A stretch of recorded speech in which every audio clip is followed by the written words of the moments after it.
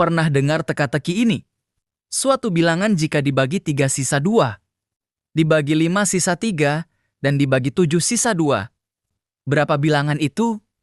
Nah, untuk menjawabnya dengan mudah, kita butuh landasan dari teorema 4.13, alias teorema sisa Tiongkok. Bunyinya begini. Misalkan kita punya sekumpulan bilangan bulat positif dari M1 sampai Mr yang saling relatif prima berpasangan. Maka, sistem kekongruenan linear ini pasti punya solusi yang unik dalam modulo M besar. M besar di sini adalah hasil kali semua modulusnya. Teorema 4.13 ini sangat terkenal dengan sebutan teorema sisa Tiongkok, bunyinya begini. Misalkan kita punya sekumpulan bilangan bulat positif dari M1 sampai Mr yang saling relatif prima berpasangan. Nah, kalau kita punya sistem kekongruenan linear seperti ini, teorema ini menjamin kalau sistem tersebut punya solusi yang unik. Spesifiknya dalam modulo M besar, di mana M besar ini adalah hasil kali dari semua modulus M1 sampai Mr tadi. Terus, gimana cara buktinya? Kita akan konstruksi solusinya. Pertama, kita definisikan konstanta baru MK besar, yaitu M besar dibagi MK kecil. Karena semua M ke 1 kecil relatif prima berpasangan, maka F panjang B dari MK besar dan MK kecil itu pasti 1. Dari sini, kita bisa cari inverse dari MK besar dalam modulo MK kecil, yang kita misalkan sebagai YK.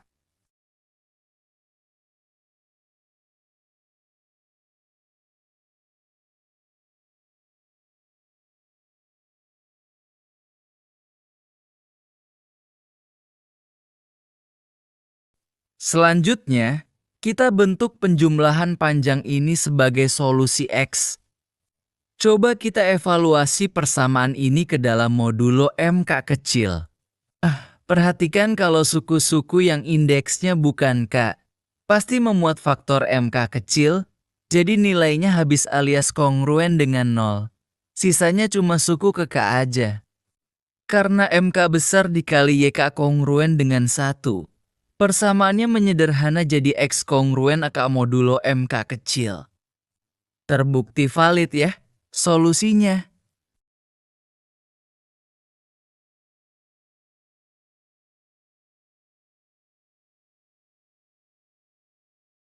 Buat ngebuktiin keunikan solusinya, kita asumsikan ada dua solusi X0 dan X1. Kalau kita evaluasi, MK kecil pasti membagi habis selisih X0 dan X1. Karena semua MK kecil itu relatif prima berpasangan, hasil kalinya alias si M besar ini juga pasti membagi habis selisih tersebut. Kesimpulannya, X0 pasti kongruen dengan X1 modulo M besar. Solusinya mutlak unik.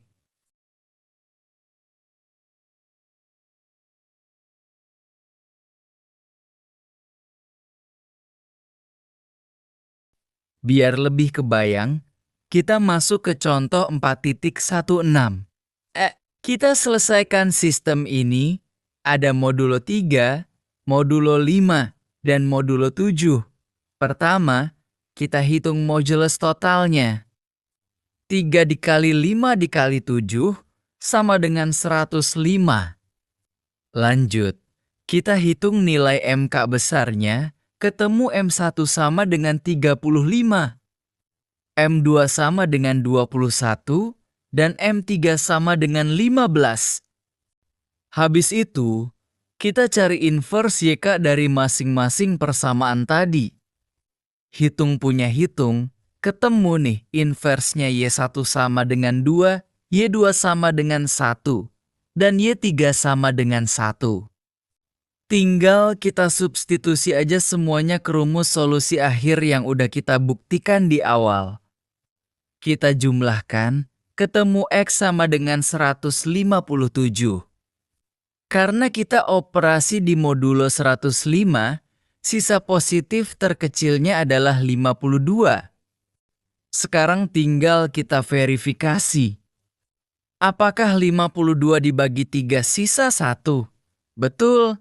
Dibagi 5 sisa 2? Betul. Terus dibagi 7 sisa 3? Betul juga. Sip, solusi kita udah tepat.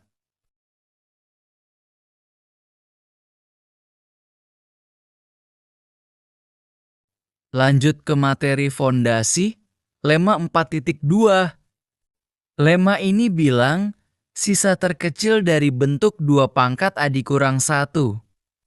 Modulo 2 pangkat B dikurang 1. Itu adalah 2 pangkat R dikurang 1. Dengan R itu sisa positif terkecil dari A modulo B.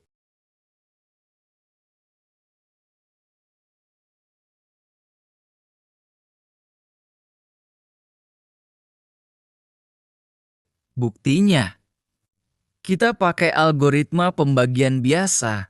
A sama dengan B ditambah R, kita substitusi ke bentuk pangkat.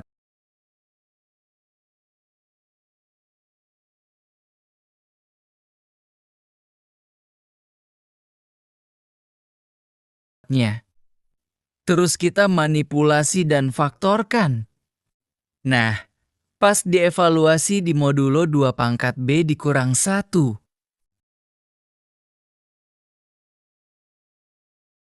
Suku yang panjang ini habis jadi 0.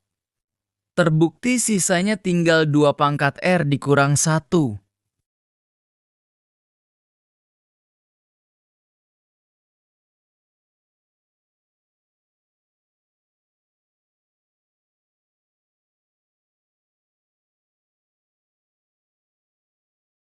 Dari situ kita masuk ke lemma 4.3. F panjang B dari 2 pangkat A dikurang 1 dan 2 pangkat B dikurang 1 adalah 2 pangkat F panjang B dari A dan B dikurang 1.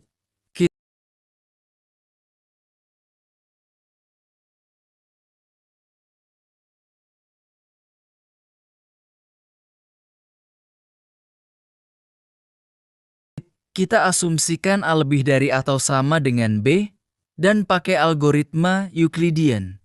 Sisa terakhir algoritma ini kan nilai F panjang B-nya.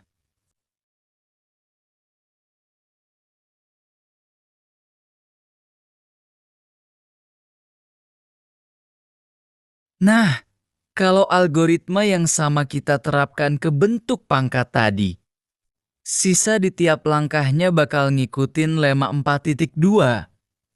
Alhasil, sisa tak nol terakhirnya presisi ngebentuk 2 pangkat F panjang B dari A dan B. Dikurang 1.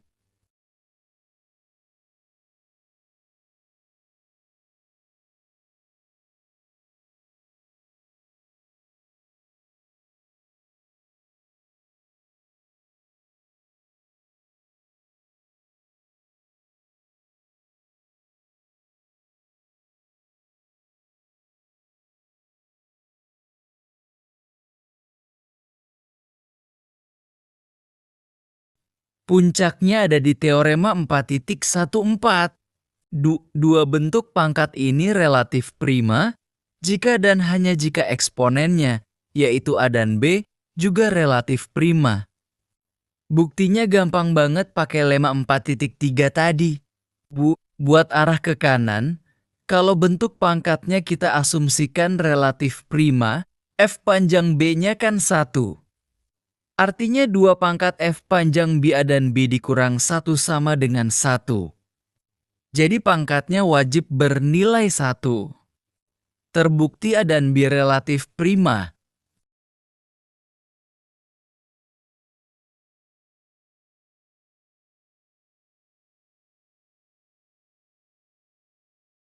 Buat arah sebaliknya, kalau A dan B relatif prima, F panjang B-nya 1. Substitusi balik ke rumus lemma 4.3, jadi 2 pangkat 1 dikurang 1, yang hasilnya ya 1. Terbukti bentuk pangkatnya juga saling relatif prima. Selesai deh pembuktiannya.